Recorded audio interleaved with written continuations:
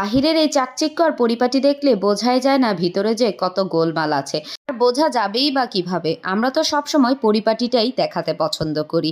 Hello everyone, আসসালামু আলাইকুম। আজকে আবার একটা সকাল থেকেই ব্লগ শুরু করলাম।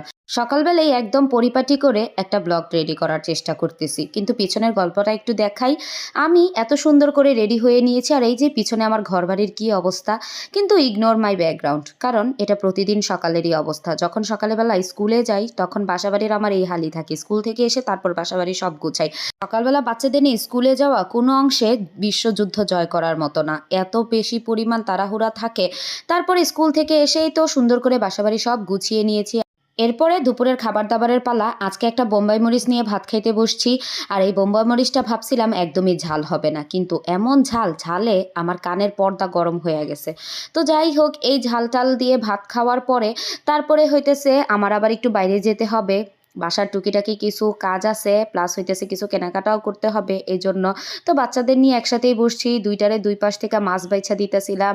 যদিও ওরা নিজের হাতেই খাইতেছিল, আমিও মাছ ভাইছা দিতেছিলাম। আর এর মধ্যে খাওয়া দাওয়ার পরপরই আমি রেডি হয়ে নিছি। রেডি বলতে আর কি, কোনো রকম একটা হিজাব হচ্ছে গিয়া প্যাচ দিয়া উপরে একটা মুখোশ বাইদা আমি ঠুস করে চলে যাই, যদি কাছে টাছে মানে এদিক সেদিক বাজারে বা কোনো কেনাকাটা করা লাগে।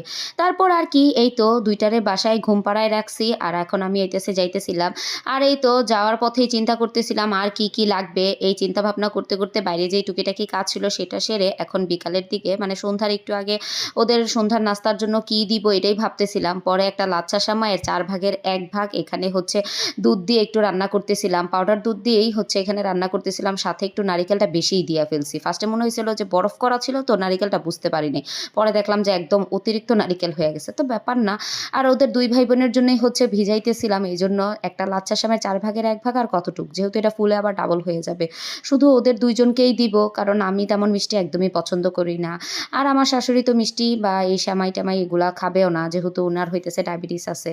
তো এই জন্য দুই ভাই বোনের জন্যই হইতেছে এখানে রেডি করছিলাম। তো এখন হচ্ছে সন্ধ্যার দিকে সন্ধ্যার নাস্তা দেওয়ার জন্য দুইজনরে দুইটা বাটির মধ্যে সব কিছু বেড়ে টেড়ে দিয়ে দিছি। আর সামনে তো পরীক্ষাও চলে আসছে, এই রোজার মাস বন্ধ, একদমই কোনো পড়ালেখা হয়নি। আর এখন তো পাহাড় পরিমাণ পড়ালেখা জমে গেছে।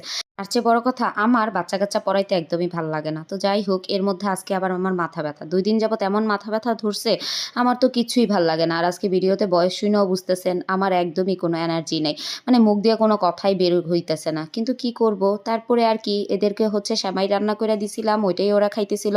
আর আমি আমার জন্য এখানে তরমুজ কেটে নিছিলাম, আর আমার শাশুড়িরও এখানে তরমুজ আর কি কেটে দিয়ে আসছিলাম। এই আর কি, গতকাল এই তরমুজটা নিয়ে আসছিলাম, খেতে ভালোই, ভালো বলতে অনেক মজা, অনেক মিষ্টি ছিল আর অনেক রস ছিল। আমার তরমুজ এরকমই পছন্দ। তো আমি এখানে বসে বসে তরমুজ খাইতেছিলাম, কিচ্ছুই ভাল লাগতেছে না আজকের মতো। আল্লাহ হাফেজ।